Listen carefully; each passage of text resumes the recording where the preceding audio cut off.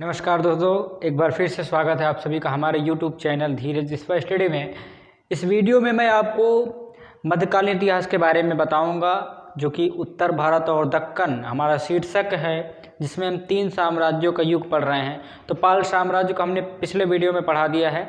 इस वीडियो में हम बताएंगे आपको प्रतिहार साम्राज्य के बारे में। प्रतिहार साम्राज्य क्या है और प्रतिहार साम्राज्य की स्थापना किसने की थी, और इस प्रतिहार साम्राज्य का शासन किस किस जगह तक फैला हुआ था। तो चलिए देखते हैं प्रतिहार साम्राज्य। लंबे समय तक कन्नौज पर शासन करने वाले प्रतिहारों को गुर्जर प्रतिहार भी कहते हैं। अधिकांश विद्वान मानते हैं कि वे गुर्जरों के वंशज थे। जाटों की तरह घुमक्कड़, पशुपालक और योद्धा थे। प्रतिहारों ने मध्य और पूर्वी राजस्थान में अनेक रजवाड़े स्थापित किए। मालवा और गुजरात पर नियंत्रण के लिए राष्ट्रकूटों से वे टकराते रहे, और बाद में कन्नौज के लिए भी, जिसका मतलब गंगा की ऊपरी घाटी पर नियंत्रण पाना था। प्रतिहारों की राजधानी पहले भानीमाल में थी। उन्हें नागभट्ट प्रथम के काल में प्रमुखता मिली। नागभट्ट ने सिंध के अरब शासकों का, जो राजस्थान, गुजरात, पंजाब आदि पर अधिकार जमाने का प्रयास कर रहे थे, जमकर विरोध किया। अरब गुजरात की ओर तेजी से बढ़े पर गुजरात के चालुक्य राजा के हाथों 738 ईस्वी में उनकी निर्णायक पराजय हुई। हालांकि छोटी मोटी अरब घुसपैठें जारी रहीं, पर उसके बाद अरब वास्तविक खतरा नहीं रह गए। प्रतिहार राजाओं के गंगा के ऊपरी वादी और मालवा पर नियंत्रण फैलाने के आरंभिक प्रयासों को राष्ट्रकूट शासक ध्रुव और गोपाल तृतीय ने नाकाम कर दिया। राष्ट्रकूटों ने 790 ईस्वी में और फिर 806 और 807 ईस्वी में प्रतिहारों को हराया, किंतु इसके बाद वे दक्कन लौट गए और पालों के लिए मैदान छोड़ गए। संभवतः मालवा और गुजरात पर वर्चस्व रखना ही राष्ट्रकूटों का प्रमुख उद्देश्य था। प्रतिहार साम्राज्य का वास्तविक संस्थापक और इस वंश का महानतम शासक भोज था। भोज के आरंभिक जीवन और सत्तारोहण के समय के बारे में हम अधिक नहीं जानते हैं। उसने प्रतिहार साम्राज्य का पुनर्निर्माण किया तथा 836 ईस्वी के आसपास कन्नौज को वापस जीत लिया, जो लगभग 1 सदी तक प्रतिहार साम्राज्य की राजधानी रहा। भोज ने पूरब में पांव फैलाने की कोशिश की, पर पाल राजा देवपाल ने उसे हराकर आगे बढ़ने से रोक दिया। फिर वो मध्य भारत, दक्कन और गुजरात की ओर मुड़ गया। इससे राष्ट्रकूटों के साथ प्रतिहारों का संघर्ष फिर से शुरू हो गया। नर्मदा किनारे हुई एक खूनी लड़ाई के बाद भोज मालवा के एक अच्छे खासे भाग पर और गुजरात के कुछ भागों पर अपना वर्चस्व बनाए रखने में सफल रहा, पर दक्कन में वो आगे नहीं बढ़ सका। इसलिए उसने फिर उत्तर की ओर अपनी निगाह घुमाई। एक शिलालेख के अनुसार उसका राज्य सतलज नदी के पश्चिमी तट तक फैला हुआ था। अरब यात्रियों से हमें पता चलता है कि प्रतिहार शासकों के पास भारत की सर्वोत्तम घुड़सवार सेना थी।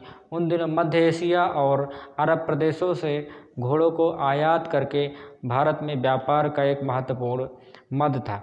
देवपाल के मरने और पाल साम्राज्य के कमजोर पड़ने के बाद भोज ने पूर्व में भी अपना साम्राज्य फैलाया।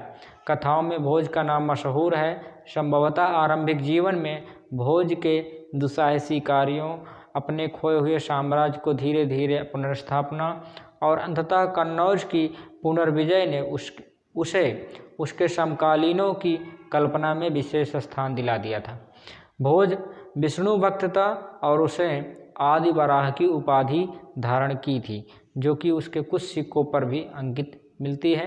कन्नौज पर राज्य करने वाले भोज परमार से उसे भिन्न दिखाने के लिए उसे कभी कभी मिहिर भोज भी कहा जाता है। भोज की मृत्यु संभवतः 885 ईस्वी के आसपास हुई। उसका पुत्र महेंद्रपाल प्रथम उसका उत्तराधिकारी बना। 908 से 900 ईस्वी तक राज्य करने वाले महेंद्रपाल ने भोज के साम्राज्य को कायम रखा तथा उसे मगध और उत्तर बंगाल तक फैलाया। उसके शिलालेख काठियावाड़, पूर्वी पंजाब और अवध में भी मिले हैं। महेंद्रपाल ने कश्मीर के राजा से भी युद्ध किया, मगर उसे पंजाब का कुछ क्षेत्र सौंपना पड़ा, जिसे भोज ने जीता था। इस तरह प्रतिहार आरंभिक 9वीं सदी से लेकर 10वीं सदी के मध्य तक 100 वर्षों से अधिक काल तक उत्तरी भारत पर राज्य करते रहे। बगदाद का निवासी अल-मसूदी जो 915 से 916 ईस्वी में गुजरात आया था, प्रतिहार शासकों की भारी शक्ति और प्रतिष्ठा का तथा उसके साम्राज्य की विशालता का वर्णन करता है।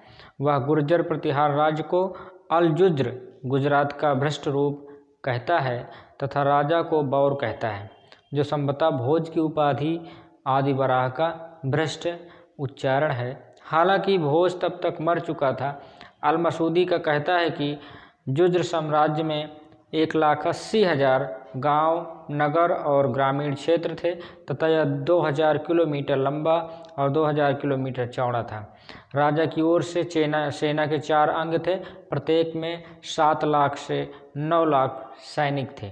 उत्तर की सेना लेकर वो मुल्तान के बादशाह और दूसरे मुसलमानों के खिलाफ जो उसका साथ देते थे लड़ाई लड़ता है।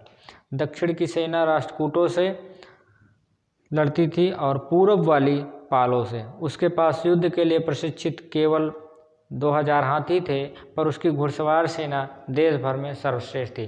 प्रतिहार ज्ञान विज्ञान और साहित्य के संरक्षक थे। महान संस्कृत कवि और नाटककार राजशेखर भोज के पोते महिपाल के दरबार में थे। प्रतिहारों ने कन्नौज को भी अनेक सुंदर भवनों और मंदिरों से सजा रखा था। 8वीं और 9वीं सदियों में अनेक भारतीय विद्वान दूतों के साथ बगदाद के खलीफा के दरबार में गए। इन विद्वानों ने अरब दुनिया को भारतीय विद्वानों से और विशेषकर गणित, बीजगणित, आयुर्विज्ञान से परिचित कराया। हमें इन दूतों को भेजने वाले भारतीय राजाओं के नाम ज्ञात नहीं हैं। सिंध के अरब शासकों से प्रतिहारों की शत्रुता सबको पता थी। इसके बावजूद ऐसा लगता है कि इस काल में भी भारत और पश्चिम एशिया के बीच विद्वानों और वस्तुओं का आवागमन जारी रहा। 915 और 918 ईस्वी के बीच राष्ट्रकूट राजा इंद्र तृतीय ने फिर कन्नौज पर आक्रमण किया और नगर को तबाह करके रख दिया। इससे प्रतिहार साम्राज्य कमज़ोर हुआ और संभवतः गुजरात राष्ट्रकूटों के हाथों में चला गया, क्योंकि अल-मसूदी का कहना है कि समुद्र तक प्रतिहार साम्राज्य की पहुंच नहीं थी। गुजरात विदेश व्यापार का गढ़ और उत्तर भारतीय वस्तुओं को पश्चिम एशिया के देशों में भेजने वाला प्रमुख केंद्र था, इसलिए उसकी हानि से प्रतिहारों को एक और धक्का लगा। सन 963 ईस्वी के आसपास एक और राष्ट्रकूट राजा कृष्ण तृतीय ने उत्तर भारत पर आक्रमण करके प्रतिहार राजा को हराया। उसके बाद से ही प्रतिहार साम्राज्य का तेजी से विघटन होने लगा। तो आपने देखा कि प्रतिहार साम्राज्य की स्थापना किसने की, ये कहाँ तक फैला हुआ था, इसका किसके किसके साथ युद्ध हुआ था, ये सारी इस वीडियो में चीज़ें मिल जाएंगी। तो हमारे साथ बने रहें, अपना प्यार और सहयोग हमें प्रदान करते रहें। मिलेंगे अगले वीडियो में, तब तक के लिए जय हिंद, जय भारत।